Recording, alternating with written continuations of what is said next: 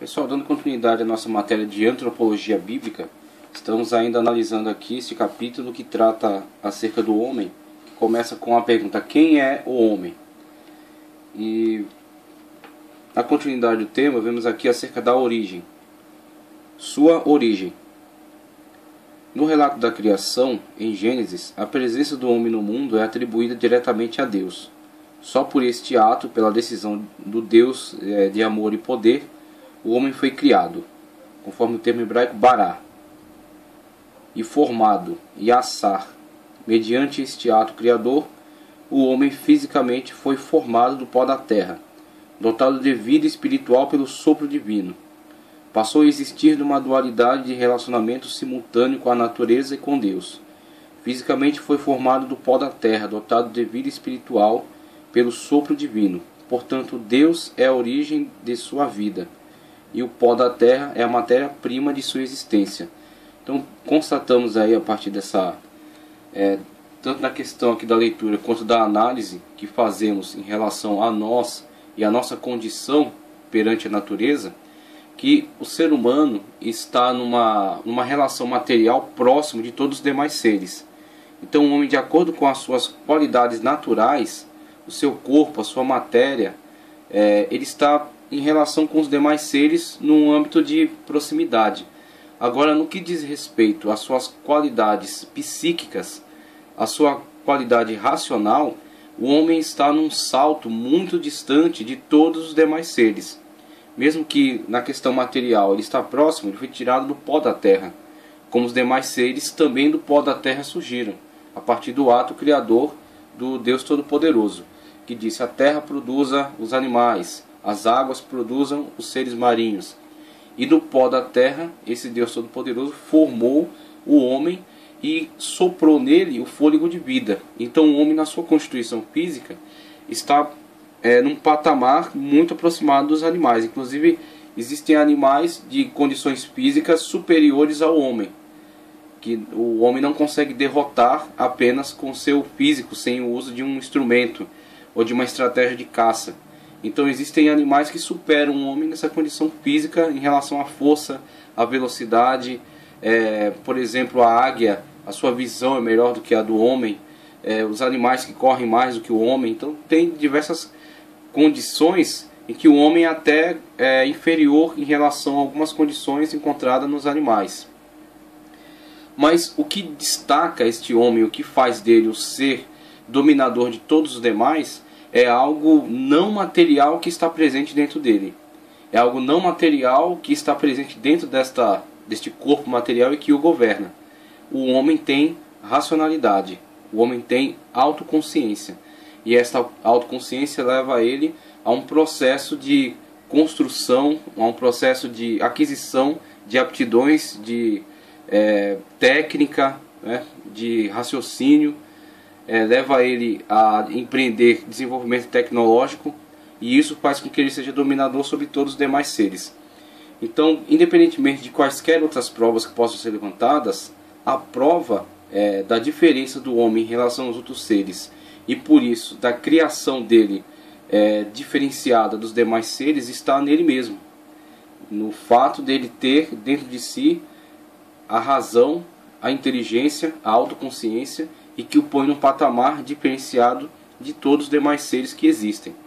Tá certo? Então vemos aí que o homem, como a imagem e semelhança do seu Criador, é exatamente o herdeiro, aquele que detém em si qualidades diferenciais em relação aos demais seres. Porque em nenhum outro ser Deus soprou o fôlego de vida, mas somente no homem. Por isso o homem é ele mesmo um ser especial, diferenciado de todos os outros demais seres da criação. Ok? Sua dupla natureza. A dupla natureza do homem, material e espiritual, é determinada pela forma que ele foi criado.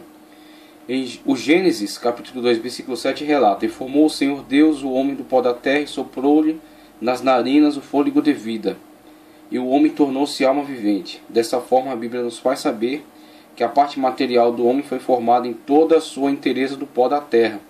Faltava-lhe somente o elemento divino para que ele tivesse o tipo de vida diferenciada dos animais. Então vemos aí qual é o diferencial que o homem apresenta em relação aos outros demais seres, e esse mesmo diferencial constitui-se na prova cabal da existência da inteligência criadora chamada Deus, ok? E como Deus criou este ser a partir da mesma matéria-prima dos outros seres, mas nele colocou, né, nele implantou algo de si mesmo, algo que veio da parte dele, tá certo? E que uma vez colocado, uma vez contido dentro deste ser material, torna-o diferente, torna-o singular em relação aos outros demais seres criados. Então temos aí a dupla natureza humana. A natureza material, relacionada com todos os demais seres no âmbito material, criados a partir deste mundo material e interação total com ele, tá certo? Dentro do corpo humano existem todas os materiais que estão presentes também nesse mundo físico. O homem não é um ser extraterrestre, mas sim um ser que está plenamente relacionado com o mundo em que vive. Então, no plano material, o homem é integrante, um dos integrantes que compõem este mundo. Agora, no plano espiritual, o homem guarda em si um elemento superior, um elemento divino que o faz imagem e semelhança de Deus e que proporciona a ele o âmbito da racionalidade, tá certo? Que o coloca num patamar acima de todos os demais seres. Seu relacionamento com a natureza diz: as escrituras testificam do homem, as escrituras testificam do relacionamento do homem com a natureza, mostrando que cada um existe para o outro. Ela é tão necessária para o homem que em algumas religiões e seitas ela é identificada no mesmo plano da divindade. Aí entram as religiões panteístas, né? Aquelas que dizem que Deus é tudo e tudo é Deus. Eles relacionam a deidade com os elementos. Então a deidade está presente nos elementos. Os elementos na verdade são a própria deidade, e a deidade também é os elementos. Então estão ambos relacionados no mesmo âmbito de existência. Assim, embora a natureza tenha sido criada para servi-lo, este também por sua vez tem o dever de cuidá-la. Gênesis 2,15. Portanto, ela não é um tipo de entidade neutra com relação à vida do homem, pois entre ambos existe uma ligação misteriosa, de maneira que o pecado do homem não fez mal só para ele, mas também para a natureza, conforme evidencia o texto de Gênesis 3:17 a 18, Romanos 8:19 a 23. E com certeza, algo que não podemos deixar de relatar é que o descuido do homem, o descuido da raça humana, do ser humano em relação aos demais seres, incluindo a natureza, na verdade mostra-se como uma forma do homem demonstrar que não está mais, que não se importa mais, que não está mais vinculado, relacionado ao plano e projeto perfeito de Deus para a sua vida. Porque quando o homem foi criado, tirado da natureza e diferenciado dela a partir da autoconsciência, da racionalidade que lhe foi dada por meio do Espírito, o homem foi colocado para zelar e para cuidar de todo o espaço cósmico, tanto do mundo, tanto da parte da fauna, tá certo? O homem cuidava do jardim, quanto da parte da flora, o homem cuidava do jardim, quanto da fauna. O homem deu nome aos animais. O homem se alimentava dos animais, mas por outro lado o homem também cuidava dos animais. O homem regia toda a ordem cósmica que foi criada por Deus de uma forma perfeita no princípio. Só que quando este mesmo homem, em desobediência a Deus, ele quebra esta ordem, toda a ordem sofrerá consequências em decorrência da queda do homem. Então esse primeiro plano é uma visão assim de uma parte espiritual, de uma parte mais relacionada à comunhão entre Deus e o homem. Uma vez que o homem estava em plena comunhão com Deus, havia uma comunhão plena também no cosmos. Havia também uma comunhão plena entre todos os seres.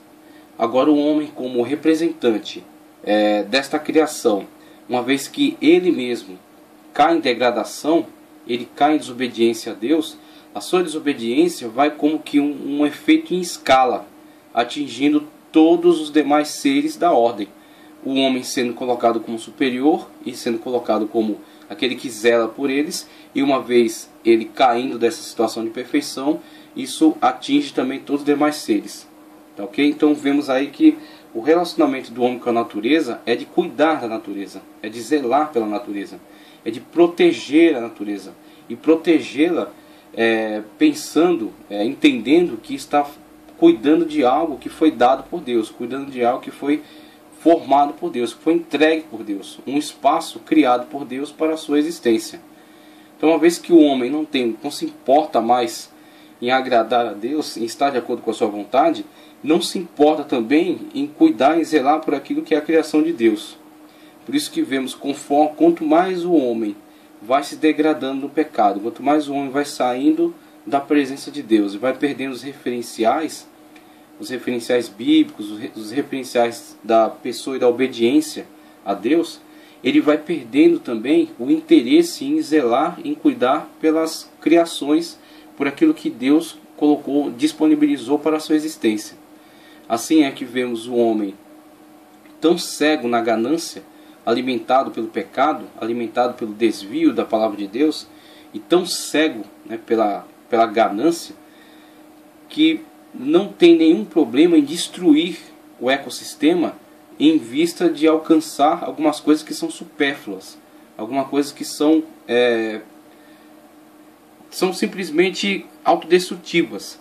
Então vemos a cidade hoje se colocar acima do ecossistema e destruí-lo e sujá-lo, tá certo? E causar uma poluição intensa de tal forma que comece a afetar de uma forma geral, tá certo? Começa a quebrar o equilíbrio que havia, e tudo porque o homem quer buscar um prazer, quer buscar um conforto, quer buscar uma forma mais facilitada, muitas das vezes, de atender a desejos que são puramente carnais, que são puramente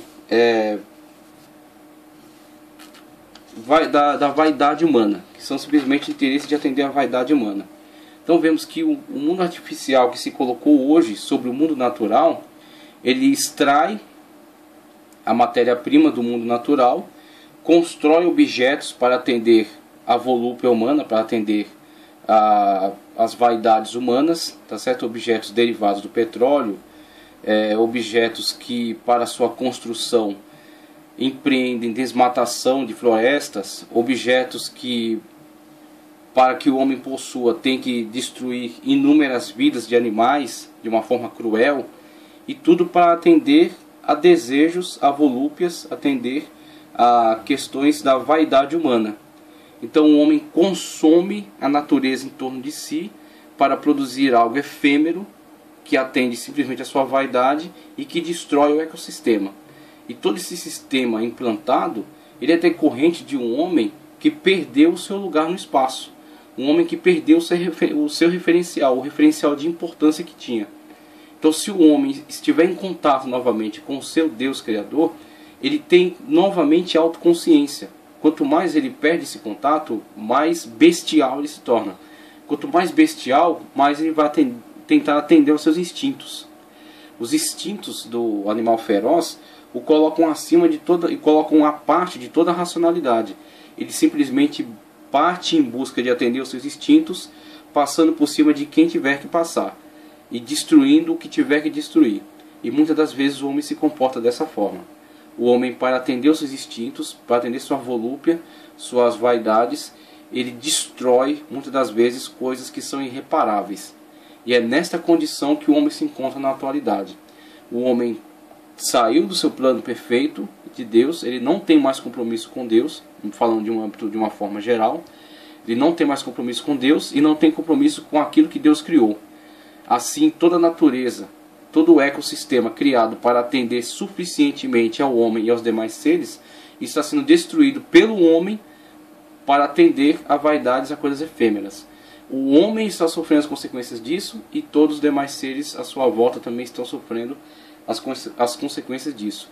E uma coisa temos que estar certo: Deus vai cobrar do homem aquilo que não foi realizado enquanto a sua responsabilidade com relação ao cuidado sobre a natureza e sobre os demais seres. Então, o homem que não tem autoconsciência, ele não se preocupa com isso. Ele simplesmente pensa em atender os seus desejos egoísticos, atender o seu ego, a sua demanda pessoal. E quando assim o faz até destruindo tudo que esteja à sua volta. Finalmente destruindo até a ele mesmo. Então vemos aí o homem desvinculado da natureza é o homem que está desvinculado também do seu Criador, que não se importa mais em cuidar, em zelar, em desempenhar o papel que lhe foi dado em relação ao cuidado da natureza e dos demais seres com os quais convive. E aí partimos então para a questão agora da constituição humana.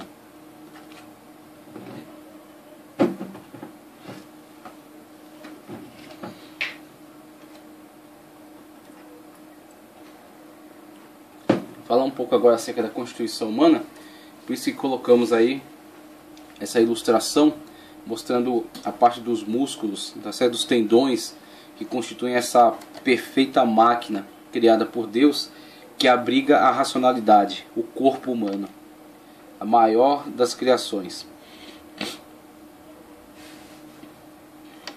As palavras mais relevantes no Antigo Testamento para descrever o homem em relação a Deus e a natureza são alma, nepes, 754 vezes no Antigo Testamento, espírito, ruar, 378 vezes e carne, basar, 266 vezes. O termo carne às vezes tem um sentido físico, outras vezes figuradamente ético-moral. Nesse último uso, tem-se o contexto em contraste com Deus para enfatizar que a natureza do homem é contingente e dependente, conforme Isaías 31:3, 46, Salmo 78:39 e Jó 10:4. Tanto nepes quanto roar denotam em geral o princípio vital,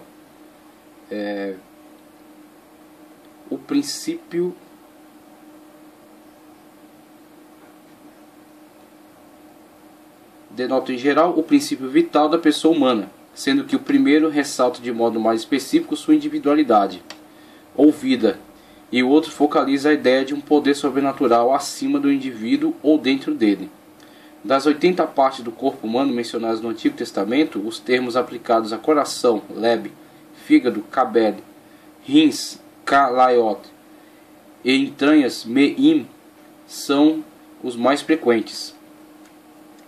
A cada dessas partes são atribuídas factual ou metaforicamente algum impulso ou sentimento emocional. O termo coração tem a referência mais ampla. É colocado em relacionamento com a totalidade da natureza psíquica do homem, como o selo ou instrumento de suas manifestações emocionais, volitivas e intelectuais. Nesse último contexto adquire um sentido que chamaríamos de mente, Deuteronômio 15:9, ou intelecto, Jó 8:10. E é frequentemente empregado por metonímia, para denotar o pensamento ou desejo da pessoa com a ideia de propósito ou resolução, pois o pensamento ou a vontade de alguém é aquilo que está no coração, ou conforme diríamos hoje, na mente. Então temos aí na linguagem empregada no Antigo Testamento, os termos que foram empregados para tratar acerca das partes humanas, partes constituintes, do ser humano. Então temos aí os termos nepes, ruar e basar. Tá certo? Tratando de espírito, razão, alma e corpo.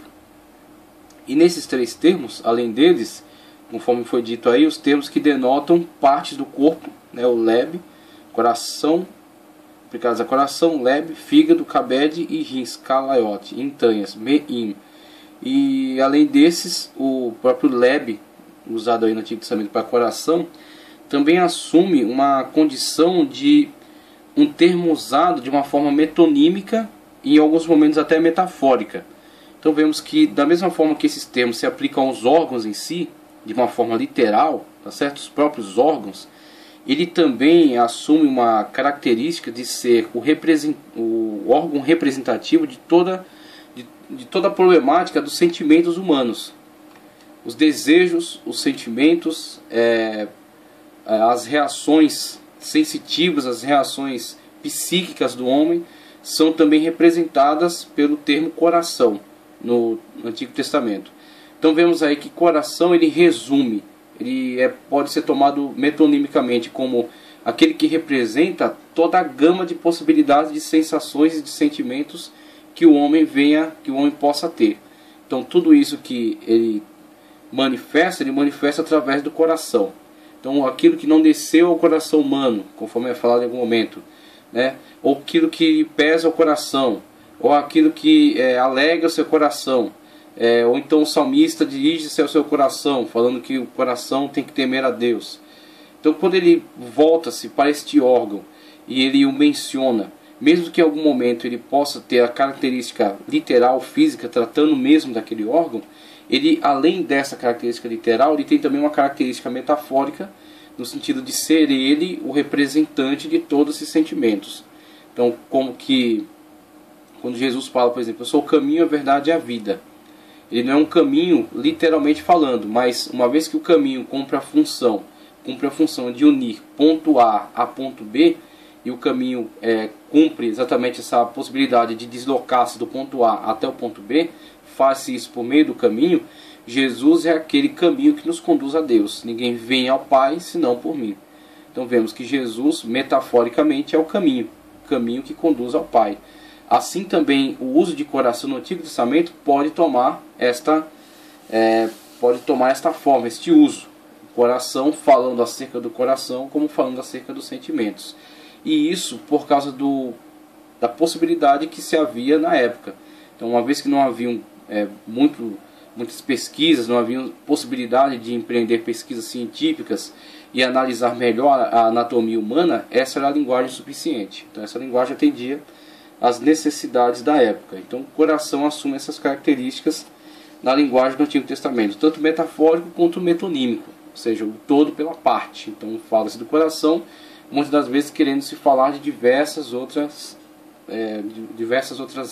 possibilidades de sentimento, de sensações, de pensamento, e que não eram atribuídos ainda ao cérebro, à mente humana, mas eram todos centralizados neste órgão no coração, que era representativo de todo esse âmbito espiritual humano, esse âmbito não físico.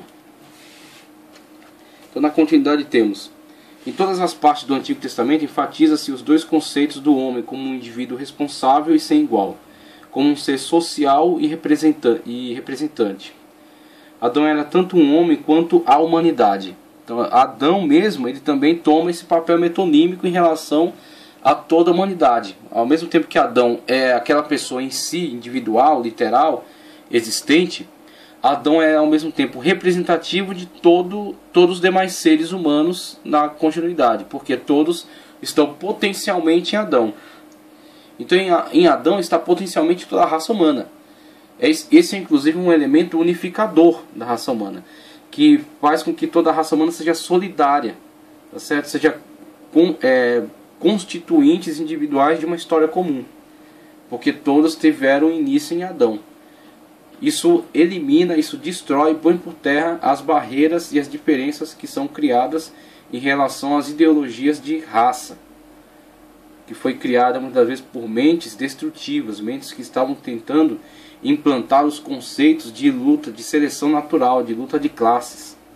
E essas lutas de classes com o objetivo obscuro de tentar fazer sobressair determinadas classes mais abastadas, determinadas classes que haviam avançado num nível tecnológico maior, numa complexidade maior, e que por isso buscavam um pretexto para se sobrepor às outras, mais desprovidas, tentando dizer que pelo fato de elas não terem esse desenvolvimento tecnológico, são por isso inferiores. E aí com isso constrói-se essa ideia das diferenças, as diferenças raciais sendo encaradas também como uma diferença de origens e sendo colocado como separações tão abissais que colocam aquela pessoa quase que num outro mundo de existência, não a fazendo participante do mesmo mundo, não a fazendo participante da mesma condição humana. Então vemos que a questão colocada aqui, de acordo com a verdade bíblica, ela nos apresenta o ser humano como participantes de uma história comum, participantes de uma solidariedade em Adão. Em Adão todos são solidários, todos estão presentes em potencial. Adão, ao mesmo tempo que é um ser literal, ele é um ser metonímico. ele resume em si tudo aquilo que será a humanidade no decorrer da história. A humanidade, por mais diferenciações raciais que ela possa ter, ela tem sua solidariedade num ser único, em Adão. Em Adão está presente toda a história humana, tá certo? De uma forma em potencial. Então vemos, Adão era tanto um homem quanto a humanidade. Nele, a personalidade individual e a solidariedade social acharam sua expressão. Às vezes na história de Israel, a ênfase recai sobre a responsabilidade individual, e as determinações e proibições da lei e dos profetas aparecem caracteristicamente no singular, sendo dirigidas ao indivíduo. De modo geral, porém, no pensamento hebraico, o indivíduo não é visto atomisticamente, mas em íntima associação com a comunidade inteira e como representante dela. Assim também o pecado de um único indivíduo envolve todas as pessoas e suas consequências. Por outro lado, Moisés e Finéias colocam-se diante de Deus para pleitear a causa do povo, porque incorporam em si mesmos a comunidade inteira. Entre eles havia uma total solidariedade, um por todos e todos por um. No período intertestamentário, no entanto, essa consciência de solidariedade deixou de ser uma realidade concreta na consciência social da nação, ao se tornar cada vez mais um dogma idealístico e teológico. Então vemos que tanto a questão da solidariedade humana, ela é importante no conceito bíblico e na verdade bíblica da afirmativa da criação divina e de Adão como representativo de toda a raça humana em potencial, que esse mesmo raciocínio foi desenvolvido na história de Israel. Esse mesmo raciocínio foi colocado em prática na história de Israel. Havia tanto a responsabilização individual como a responsabilização coletiva. Porque o povo de Israel era julgado como o povo do pacto, o povo da aliança. E a aliança não foi feita com um indivíduo de uma câmara secreta e assim colocado todos os cidadãos subjugados a ele. O pacto, a aliança foi feita com todo o povo. Então todo o povo estava perante o Monte Sinai e Deus se manifestou no Monte Sinai e fez um pacto com todo o povo. Deus ia ser o Deus do povo. Ia ser o Deus para este povo. E o povo ia ser um povo consagrado para o seu Deus. Logo, o pecado de um era representativamente prejudicial em relação a todos os demais, porque Israel não era visto como indivíduos atomisticamente separados, mas como constituinte de um corpo, constituinte de um conjunto. Então havia a responsabilidade solidária, mas também havia a responsabilização individual, no sentido de cada pessoa ser também o representante do seu povo, quando Moisés e Finéias se colocam diante de Deus para interceder pelo povo. Ao mesmo tempo que o povo individualmente pode prejudicar o seu conjunto, o povo também individualmente, pessoas integrantes do grupo, podem representá-lo e trazer sobre ele a solução, trazer para ele a salvação da parte de Deus. Então veja que essa solidariedade, esta união, ela foi trabalhada através desses conceitos bíblicos, no sentido de que todos são importantes, mesmo nas suas diferenças, tá certo? Mas todos são integrantes deste grupo e este grupo é relevante por si mesmo. Então vemos aí que o contexto bíblico ele valoriza esta questão da solidariedade. Isso vai se perdendo ao longo do tempo. Vemos aí que no período interbíblico isso se torna na verdade algo dogmático, se torna algo mais de raciocínio teológico e sai do plano prático. Então acaba se perdendo essa noção e a cada dia mais vemos a individualização da sociedade. Então não existe mais essa questão esse pensamento solidário de uma forma tão extenso. Existe até em alguns grupos, mas se resume a pequenos grupos. Mas em alguns momentos, algum tipo de manipuladores da ciência tentaram destruir totalmente esse conceito, colocar isso completamente extinto, como se a sociedade humana se constituísse de alguns pequenos grupos que são melhores que os outros, como se não houvesse solidariedade entre todos os seres, o que é negado pelas evidências bíblicas. A evidência bíblica diz que todos os homens são solidários dentro da sua condição e necessariamente tem que se ajudar mutuamente, tem que progredir mutuamente. Inclusive vemos, quando o homem realiza algo, ou uma pequena sociedade realiza algo que danifica a ordem do cosmos, prejudica a natureza, polui, destrói, será afetado toda a humanidade de uma forma solidária, de uma forma ou de outra, com mais ou menos reflexos. Então aqueles que estão mais próximos da área danificada, o reflexo é maior. Mas isso não significa que não haverá reflexo para os demais. Então, de certa forma, a natureza mesmo nos mostra esta solidariedade e como o homem tem que atuar dentro deste raciocínio. Dessa perspectiva, a solidariedade racial do primeiro homem resulta que o pecado de Adão envolveu todos os indivíduos, tanto de forma pessoal quanto nos relacionamentos sociais.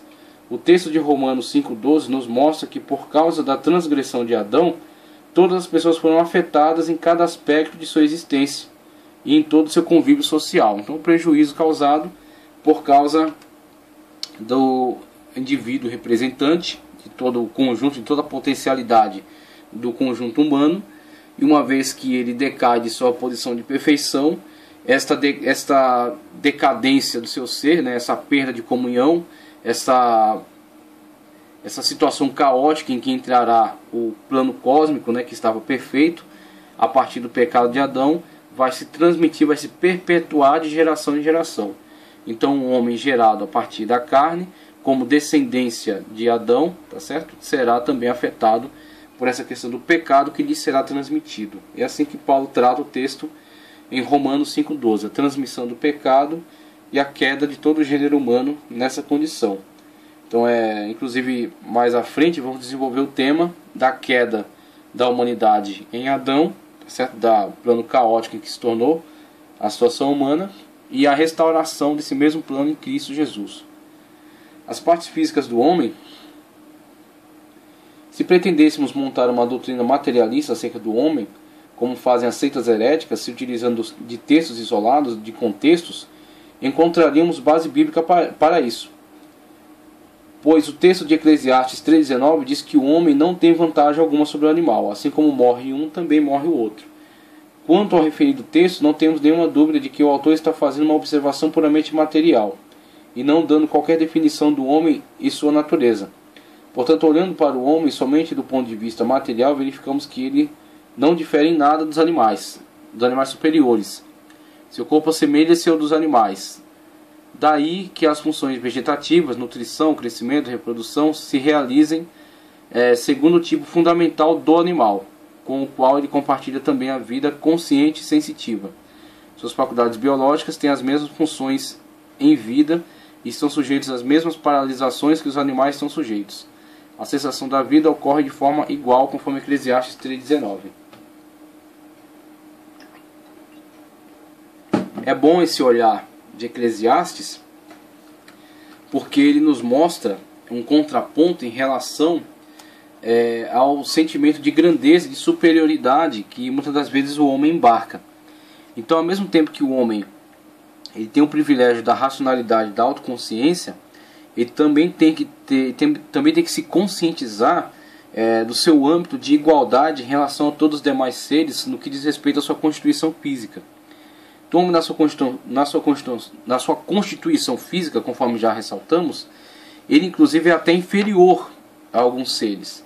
Alguns seres apresentam constituição física que tem vantagens sobre o homem.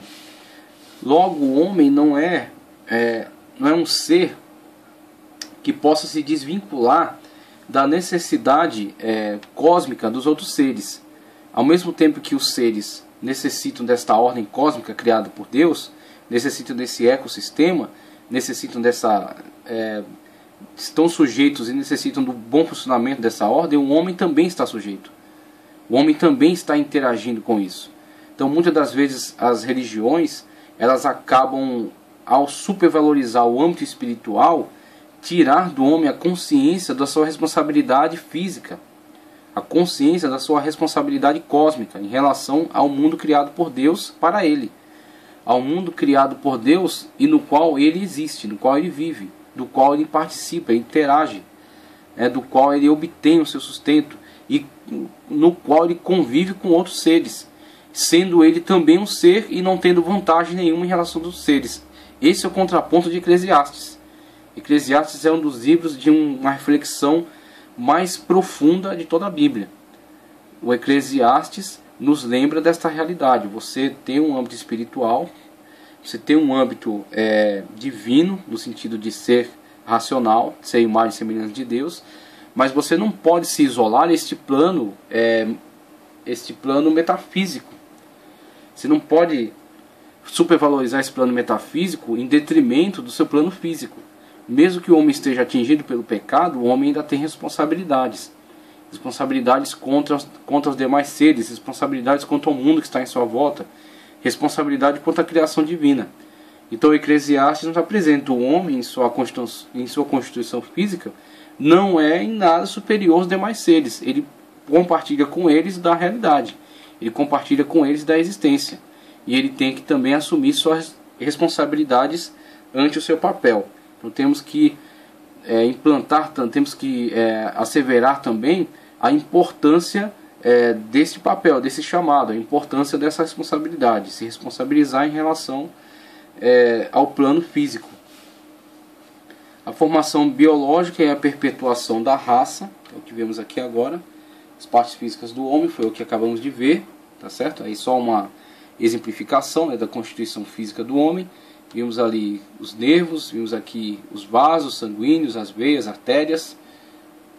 Então tudo que constitui essa máquina humana, e como Eclesiastes apresentou, que compartilha, né, de existência junto com os demais seres, e com eles também tem que ser solidário. Então o homem às vezes volta-se demais para o mundo espiritual e esquece que ele é um ser físico e compartilha com outros seres desse âmbito de existência, sem ser melhor que eles.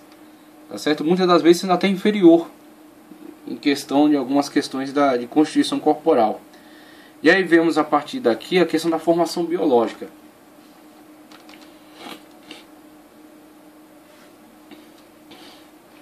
Não tem como falar sobre esse tema sem ter que tocar na questão sexual, pois o sexo é a condição da existência de todos os seres humanos, desde os primórdios da humanidade.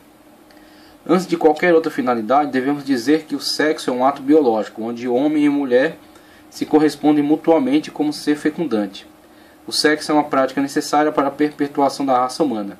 Sem a prática dele, a humanidade teria sido extinta com a morte de Adão e Eva. A continuação da raça humana por meio do sexo foi ordenada por Deus, no mesmo plano daquela que Deus estabeleceu aos animais. Aos animais Deus disse: sejam fecundos e multipliquem-se, encham as águas do mares, multipliquem-se as aves na terra. Gênesis 1:22. Ao homem disse: frutificai, multiplicai e enchei a terra. Gênesis 1:28.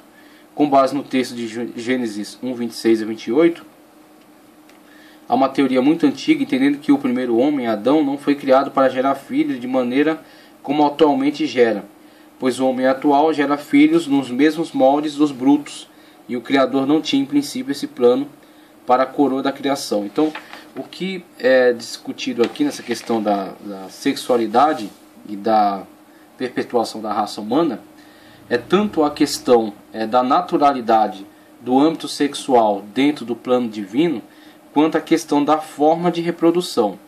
Então temos aí o homem em relação aos demais seres, os outros seres sem racionalidade, os seres animais. Sua forma de perpetuação da raça decorre dos seus instintos.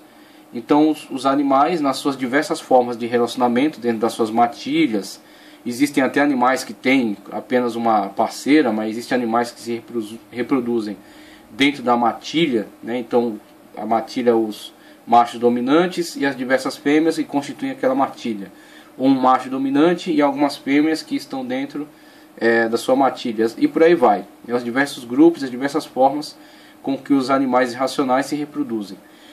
A sua reprodução é instigada pela sua libido, pelo seu instinto de reprodução. Então o seu instinto faz se comportar de diversas formas conforme a sua espécie. Agora, para o ser humano na atualidade, depois da queda do pecado, é constituída a família como um órgão, como uma instituição de recuperação da raça humana. Então a raça humana, no seu princípio perfeito, não tinha nela qualquer tipo de problema, qualquer tipo de deficiência, algo que lhe trouxesse sofrimento. Uma vez que o homem cai no pecado e perde aquela comunhão que havia entre ele e Deus, e cai da sua condição de perfeição, a restauração do homem é a constituição que Deus realiza através da união de Adão e Eva e da geração de filhos. Mesmo com toda a dificuldade que havia, a partir daquele momento a natureza não seria a mesma para o homem, como era no Éden.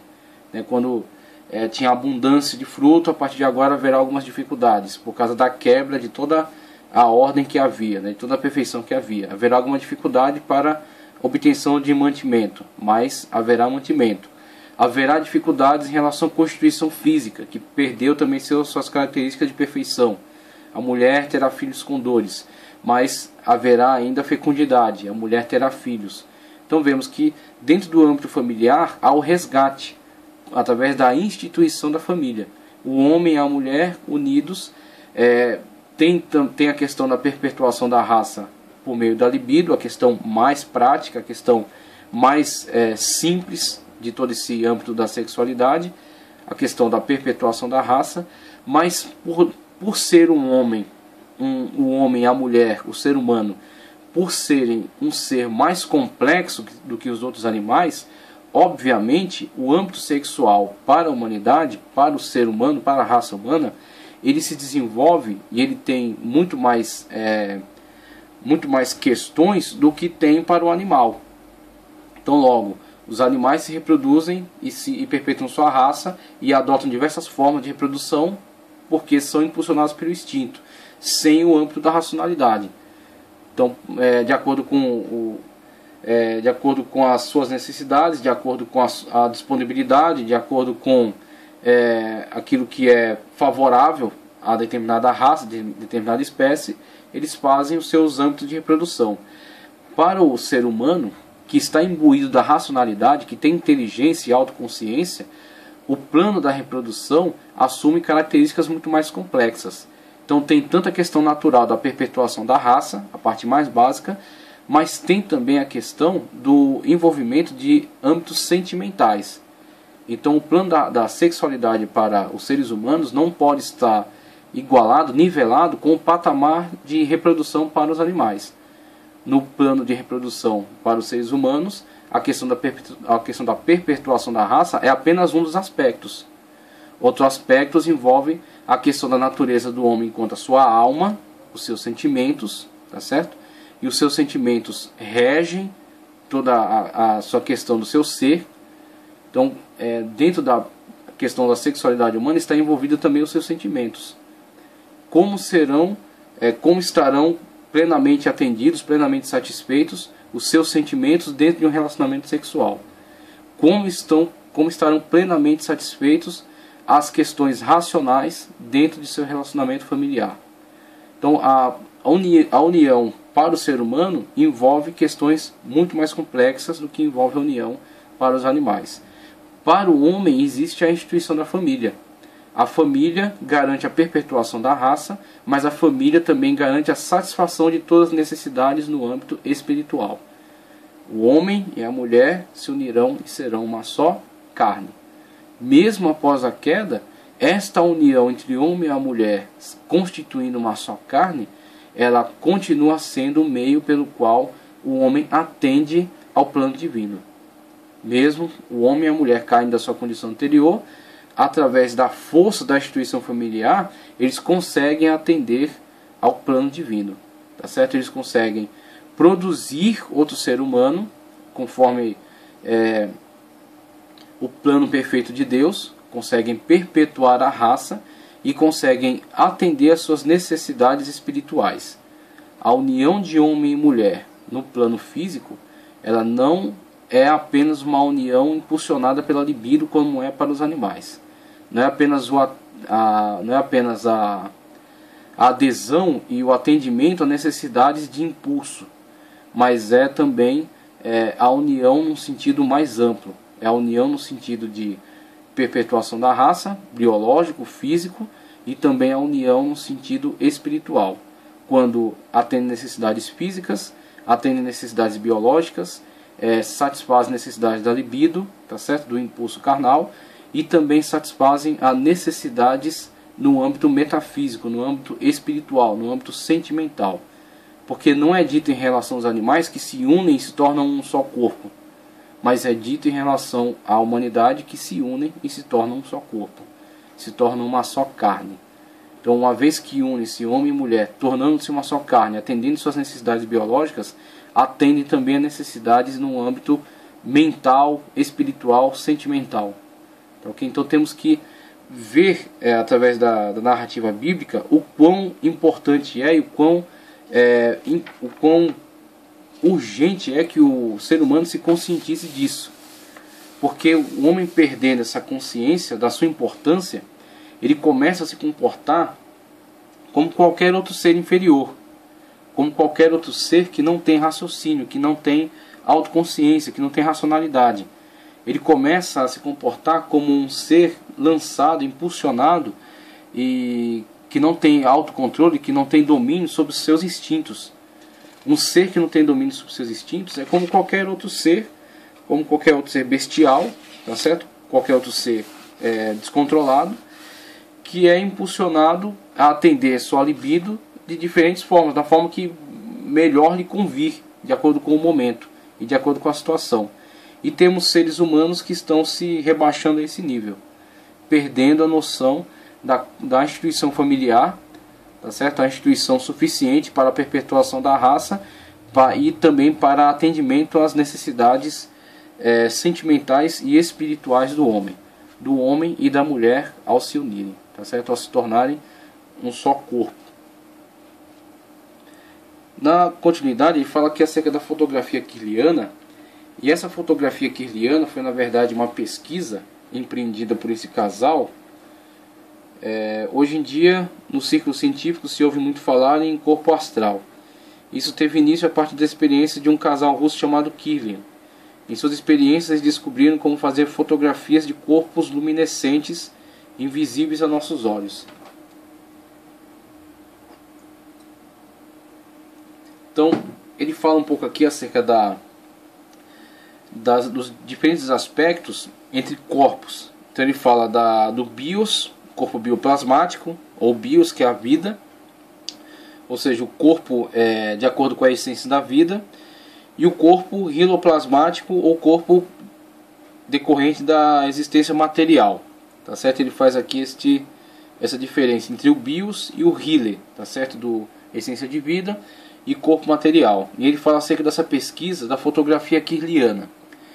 E dando mais uma pesquisada acerca dela, eu pude ver que essa questão da fotografia kirliana, ela até num começo, num princípio, ela foi encarada como uma certa descoberta científica, uma certa comprovação científica de corpos não materiais, mas ao longo do tempo, conforme foi se avançando, conforme foi se desenvolvendo mais técnicas e foi se entendendo melhor esta questão da fotografia kirliana, a conclusão que chegaram é que, na verdade, ela não é necessariamente uma comprovação científica de algo imaterial, mas simplesmente é a questão um tipo de fotografia, um tipo de técnica, né, de fotografia bastante sensível, que capta a luminosidade dos seres vivos. Então, a partir da umidade, da luminosidade dos seres vivos, há a possibilidade da capturação dessas imagens, tá certo? Então, essas imagens são decorrentes de algo que está no plano físico. Elas não são comprovação científica física de algo espiritual, porque o plano da constituição espiritual do homem é a unificação do material com o espiritual. Então, o homem e os seres vivos, né? Os seres vivos, no geral, eles são constituídos de alma vivente. Eles têm a parte física, que é toda a parte material. E a parte espiritual, mesmo nos animais e na terra, é a sua alma.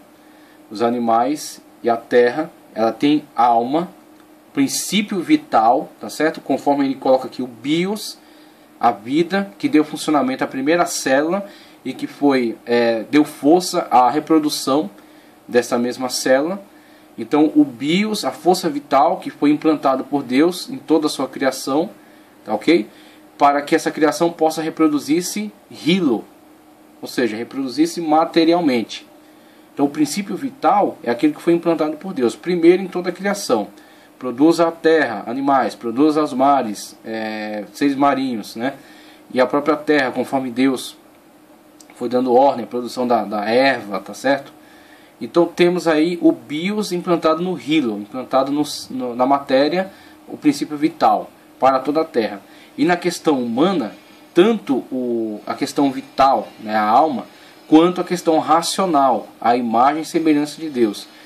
tanto a alma, o bios, o princípio vital, quanto o espírito, o princípio racional do homem, são de âmbito metafísico, são de âmbito espiritual, acima do plano físico. Então algo que está acima do plano físico, algo que é do plano metafísico, não pode ser capturado por algo físico, que é uma fotografia. Então por isso que, pesquisando melhor acerca da fotografia kirliana, constatamos que é na verdade um processo de fotografia que está capturando uma imagem no âmbito físico. É simplesmente uma captura de uma certa luminosidade decorrente da umidade e do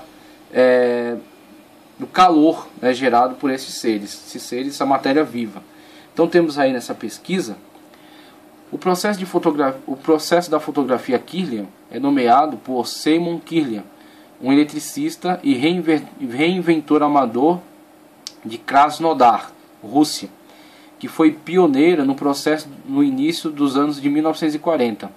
A fotografia Kirlian é um fenômeno de descarga corona, que ocorre quando um objeto aterrado eletricamente descarrega faíscas entre ele e um eletrodo, gerando um campo elétrico. Quando essas faíscas são capturadas no filme, eles dão a aparência de coronas de luz. As descargas podem ser afetadas pela temperatura, umidade, pressão e outros fatores ambientais nos círculos Ponto. Nos círculos paranormais, este método é visto como visualizar a aura de um objeto e é utilizado como uma técnica de diagnóstico em algumas terapias alternativas. Ele descobriu por acaso que um objeto pousado numa placa fotográfica é submetido a um campo elétrico. Ele descobriu por acaso que um objeto pousado numa placa fotográfica é submetido a um campo elétrico. Surge uma imagem na placa. A imagem, um ralo colorido ou a coroa de uma descarga. Disse que é uma manifestação física da aura espiritual que envolve cada ser vivo. Alegadamente, este método de fotografar objetos permite imagens de forças paranormais ou auras. Na verdade, o que é fotografado são fenômenos naturais como pressão, umidade, temperatura, carga elétrica, mudanças no meio que podem refletir mudanças nas emoções, pressão barométrica, voltagem, entre outras coisas, podem produzir diferentes auras. Então, essas informações foram obtidas no site desmitificacal.blogspot.com desmistificacal.blogspot.com, tá ok? Acerca da fotografia Kirlian. Então vemos que no começo houve essa surpresa quanto a essas descobertas. Só que conforme a pesquisa avança, houve uma melhor compreensão acerca daquilo que havia sido descoberto. Então o que no primeiro momento foi encarado como uma possibilidade de fotografia capturando a aura, né, de seres capturando algo do âmbito espiritual que os envolve, na verdade é algo que está ainda dentro do plano físico, capturando não a aura, não a questão espiritual, mas sim descargas de energia que são afetadas pela umidade, são afetadas pela luminosidade, são afetadas pela pressão atmosférica, coisas do âmbito físico. Mesmo coisas que não podem ser vistas a olho nu, são coisas ainda do âmbito físico. A questão é o âmbito físico, o âmbito da criação divina no plano físico, que são, dentre as suas características, vistas a olho nu ou não vistas por causa da sua própria constituição. Então, por exemplo, não podemos ver uma molécula, não podemos ver um átomo, não podemos ver determinadas energias e luzes que estão transitando por aqui, determinados gases. Não podemos ver no nosso âmbito físico, nosso olho físico, ele não tem a capacidade para isso, mas elas existem e elas são físicas. Tá, ok? Elas não são espirituais porque não são vistas. Então a questão da fotografia Kirlian, durante algum tempo, ela foi supervalorizada por causa desta questão mística. Mas conforme a pesquisa avançou, mostrou-se que ela é mais uma das características do plano físico. Ela não é a captura de algo espiritual através de algo físico, que seria a fotografia, né? Esse tipo de fotografia desenvolvida por Kirlian. Então, ao longo dessa parte aqui da pesquisa, ele fala primeiro da fotografia Kirlian, tá certo? Da fotografia kirliana, e depois ele fala do bios e do hilo. E a questão do bios envolve também a questão da criação original do homem. Então, no seu projeto original, na sua criação original, Deus com certeza traçou para o homem uma forma de reprodução que diferencia-se da forma de reprodução que o homem adotou após a queda. Esta é a questão que está sendo desenvolvida aqui de uma forma mais séria. Então vemos que o homem, provavelmente, na sua criação original e na sua perfeição da qual participava, tinha uma forma de reprodução que era mais perfeita e mais racional do que a atual. Agora, o que não podemos fazer? O que não podemos é nos deixar levar por especulação. Com certeza, se o homem está no estado que está após o pecado, e o homem perdeu parte da sua condição, se tornou defeituoso após a queda no pecado, provavelmente a sua condição era melhor que a atual. A sua forma de reprodução também. Então, quando após o pecado, por exemplo, Deus fala que para o homem será um pouco mais difícil a obtenção do sustento, por causa do prejuízo à terra. E para a mulher será mais difícil a geração, por causa do prejuízo corporal. Então temos daí um raciocínio fácil, no sentido de dizer que o homem antes da queda não tinha dificuldade em relação à biosfera, tá certo? Em relação à terra, tá certo? Ao cultivo da terra, à manutenção da terra, à obtenção de alimentos da terra, e a mulher não tinha dificuldade com relação ao seu plano físico, a sua constituição física, não tinha dificuldades em relação à geração. E aí, a partir disso, entendemos que havia uma outra constituição e havia uma outra forma de reprodução que com certeza era de uma forma muito melhor do que a atual. Agora, o que não podemos é nos deixar levar por especulação. Então, o que temos é esse entendimento tranquilo de que isso está de uma certa forma prejudicado atualmente e que foi perfeito em algum momento. Mas o que não podemos fazer é definir de que forma isso se realizava, uma vez que não temos subsídio bíblico para isso. Na continuidade, fala acerca da anatomia humana. Então vamos entrar aqui no assunto, mas na próxima aula a gente dá continuidade melhor a esta questão da anatomia. Somente para passar alguns dados interessantes.